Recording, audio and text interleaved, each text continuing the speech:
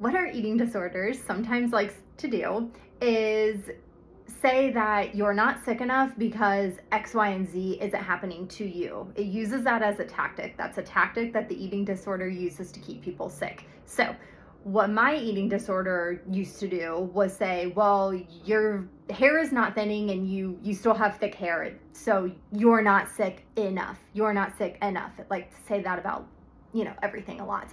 And what I have to say to that is eating disorders affect everyone differently. And even when it is not always physical things going on, there are still mental processes that are happening from the mental disorder of having an eating disorder, as well as internally.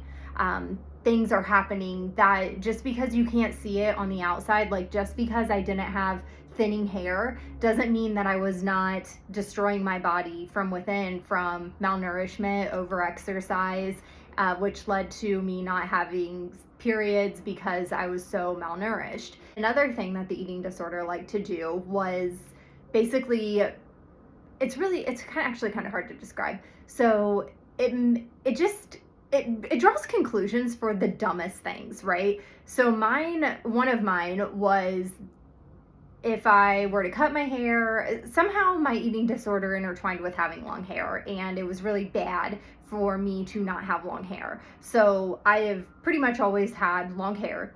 When I recovered, that was amazing, and I then decided to make this step because I was still kind of I didn't have an eating disorder, but I was still having the thoughts that somehow my hair was wrapped in feelings of worthiness. Like I said, it's very hard to describe, but I associated my long hair with being accepted or loved by myself. I'm not really quite sure. And when I say it was somehow intertwined with the eating disorder, again, that's very hard to explain, but maybe it was just because I had always had long hair when I had the eating disorder, and that was the kind of weird stuff that it would tell me. So I made the decision as part of challenging my old thought patterns and beliefs about hair, and I decided to cut it and donate it. So 1 year after I had recovered, I decided that I was just going to, whatever this little fact thing was in my head that was telling me that I had to have long hair, I wanted to challenge it and let it know that, you're not welcome here anymore. So my hair is not connected to my value, my self-worth, anything like that.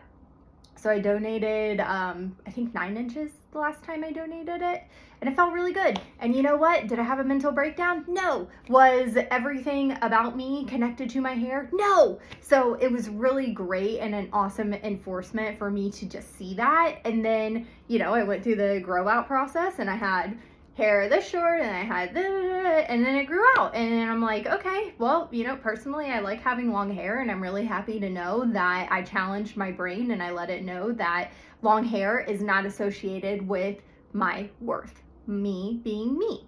So that's one thing. All right, now I want to go a little bit deeper too, because I talked about how our eating disorder likes to go, you're not sick enough, you're not sick enough, da da da da da. And that is, like I said, just another tactic for this little sneaky bee to continue to intertwine and just, go deeper and deeper in every aspect of your life. So for externally, right? My hair did not look sick. It was not thinning. Another thing is, you don't necessarily see what's going on the inside of your body. So for me, I was so malnourished, I exercised so much that I gave myself osteopenia, and that is weaker bones. So, osteoporosis is the advanced stage of that. Osteopenia is where you've damaged your skeletal system. And yeah, I went to, what's actually interesting about that is I had told my primary care doctor that I had an eating disorder and all this kind of stuff. And they're like, oh, how are you doing? There wasn't really anything that came from that. And I ended up seeing another primary care later on, and I asked her if I could have a DEXA scan, and she's like, well, why? I'm like, I think I was 31 maybe. And she's like, well, why do you want a DEXA scan? Like, you're not in the age range. And I'm like, well, as you can see in my history, I have had an eating disorder, and I want to know what my bone density is. Sure enough, osteopenia. And then, as a recovered person, because I've said before, you have to separate exercise from your eating disorder and then into recovery. So when you are going through the process of recovery, you have to separate that. And that was very difficult for me. It looked like a lot of, well, watching TV. I watched so much Netflix, it was unreal. I started reading books, actual sitting and reading. And those were all things that my eating disorder would have not let me done previously, right? Like if I was watching TV in the past, it would be on my iPad on the treadmill walking miles and miles. And I had to separate the want and need and having to do of exercise from myself. That was a component of my eating disorder.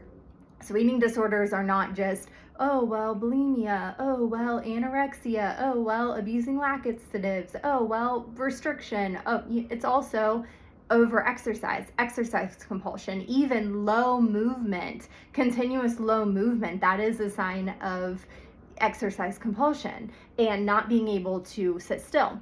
So what I'm trying to say is you have to separate the eating disorder from you. And not exercising was a major component for me. The other major component that I've said before was I had to eat breakfast. That was just, I had to start doing that. And both of those things were very significant and helped me a lot.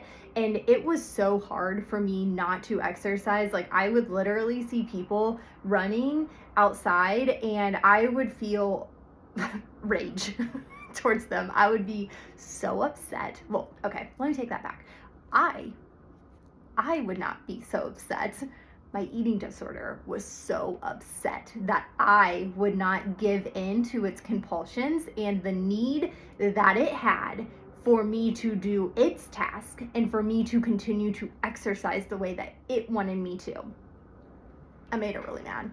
And when you are into, your recovered state and you don't have an eating disorder anymore, I personally do believe that you can still work out. I work out. Do I work out a lot? No. I primarily focus on lifting weights for strength, and 20 to 40 minutes is really a good exercise. Doing like yoga, like a simple yoga, stretching, that kind of stuff. I love going on walks with my dogs or my friends. That is all very great, right? That's part of me having a healthy lifestyle. I could not do any of that when I was going through my eating disorder recovery. I had to separate it all. Now, as a recovered person, when I go on a walk, it's for sheer enjoyment of, well, first off, my dog needs walked. I love walking my dog and I love walking with friends. Am I going outside like I used to and run miles and miles and miles even when I'm exhausted? No. First off, I'm not running anymore. I don't really do cardio. It's not my jam. I don't think it's very necessary, and I'm sure people have a lot to say about that, but believe me, if you are lifting heavy weights, you are going to sweat, and if sweating is your main goal, buy a sauna. So yeah, anyways, just that kind of stuff. So you can't always see what's going on. Like, you can't just look at someone and know, they've been restricting for however long and they have bone loss. But that is a very, very, very serious side effect of having an eating disorder. Eating disorders you can be depleted, right? You can be nutritionally depleted when you have an eating disorder. And for me, that led to bone loss, osteopenia. That's something that people don't talk about, Another thing that people don't talk about is the fact that it can also destroy your teeth. I mean, you can literally be so malnourished that your teeth get destroyed. Or if you are bulimic, right, you're consistently puking, that stomach acid, destroy your teeth, okay? Like, those are just facts that people don't talk about it. But I feel like it's important to share that kind of information just because like I said, also, eating disorders get so intertwined, they go so deep, and the more aware that we are of how these eating disorders are here to rob us of our joy and then ultimately take our life. That's their goal. People don't have an eating disorder just to, it to be there and be like, hee. No, it has a mission, and its mission is not to make you thrive, all right? It is to intertwine and rob you of all your joy. What we want is to get to the state of full recovery where that eating disorder is just peace out, bro. Like, you're not welcome here anymore. You have an abundance of neuro pathways where you have created a whole new life for yourself separate from the eating disorder. And that's completely possible. And an amazing resource to check out further information to learn self-recovery is fully possible is Tabitha Farrar. She has a YouTube channel. She's written some books. She's amazing. That is personally who I use. The method that she has put out there, that is what I use to recover. And so what I also love about this is she literally outlines everything for you, right? I mean, just follow her book, listen to her videos, do what she says. You have to do it. You are going to be the one that gets yourself recovered, but she is an amazing resource.